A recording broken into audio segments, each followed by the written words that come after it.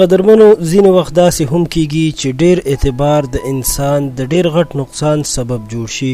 همدغسې یو عربي ځوان سره هم وشول. په هغه دوران کې کله چې یوه ښځه ورته مخامخ شوه او ورته وویل چې ما سره کور ته لاړ شه، زه به تا ته پیسې هم درکړم او ما سره دغه بل کار وکړه. د دې واقعې نه پس بیا څه وشول؟ که تاسو ځان خبرول غواړئ او د دغه ښځې او سړي مکمل واقعه اوریدل غواړئ نو د دې ویډیو تر اخره را سره پاتې شئ. قدرمنو واقعه داسې ده چې یو ښایسته عربی ښځه چې ډېره موده یې خاوند په خپل ملک کې نه و او چېرته لرې تللی و، د دې د وجې نه هغه ډېره بېقراره هم وه چې د کوره یوه ورځ ووته. په لاره کې یو څو سړي ولیدل چې په دغه دوران کې په دغه سړو کې یو ځوان هلک ته اشاره وکړه. کله چې دغه ځوان هلک د دې ښځې خواته راغی نو ښځې ورته وویل چې زه ستا نه یو غوښتنه کوم، خو ستا نه دا هیله هم لرم چې ته به زما دا غوښتنه پوره کوې او منې به یې. ځوان چې دا ښځه ولیده چې ډېره زیاته ښایسته ده نو په زړه کې وویل چې د دې به څه داسې غوښتنه وي چې زما نه یې کوي. خو لنډه دا چې ښځې ته یې وویل زه ستا هر قسم غوښتنې ته تیار یم، ووایه څه وایي.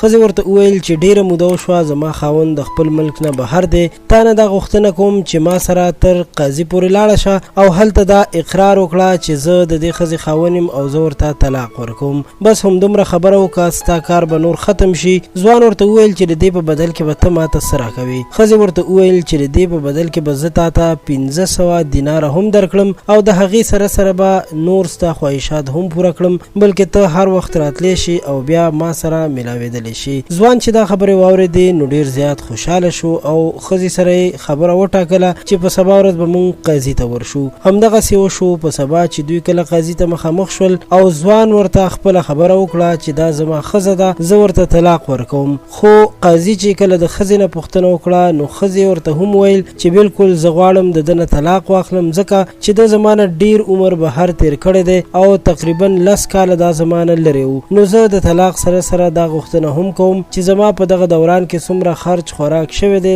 دا به هم ماته دا راکوي. قاضي چې کله دا خبر واورېده نو دغه ځوان ته وویل چې دا ستا ښځه ده او ته 10 کاله بهر وې نو د 10 کالو خرچ او خوراک به دې ښځې ته ورکوي او څومره چې حق مهر وي هغه به ورته هم ورکوي. ځوان چې کله دا خبرې واورېدې نو ډېر زیات پریشانه شو ځکه چې هغه خو دې خبرو ته فکر هم نه و کړی. خو چې کله راګیر شو نو بیا یې هېڅ هم نشو کولی ځکه په زړه کې ویل که زه اوس انکار وکړم نو قاضي په ما باندې د دروغجنتیا فیصله هم اورولی شي او ما ته به سخته سزا راکړل شي او تر دې حده چې زه به جیل ته هم لاړ شم. د دې له وجې نه هغه دا هر څه ومنل او قاضي ورته حکم وکړو چې دې ښځې ته به 20,000 دیناره ورکوي او 15,000 دیناره به ورته حق مهر هم ورکوي. ځوان همدغسې وکړل ځکه چې بله چاره ورسره نه وه. هغه یې ځان سره بوتله او د بینک نه یې ورته پیسې ورکړې. ښځه د هغه ځای نه رخصت شوه خو په تلو تلو کې ځوان ته 1500 دیناره ورکړل او ورته یې وویل چې دا ستا مزدوري شوه. قدرمنو دوستانو واقعا دا یو ډېره عبرتناکه واقعه وه او د دې واقعې نه موږ دا زده کړه وکړه چې په هېڅ چا باندې هم ړوند اعتبار کول نه وي پکار چې بیا دغسې مشکلاتو سره انسان مخ کېدلی شي. امید لرم چې دا واقعه به ستاسو خوښه شوې وي. چینل در سره ضرور سبسکرایب کړئ چې د خان کلیک راتلونکي ویډیوګانې هم تاسو ته په وخت در ورسي. تر بیا مو په لوی الله سپارم.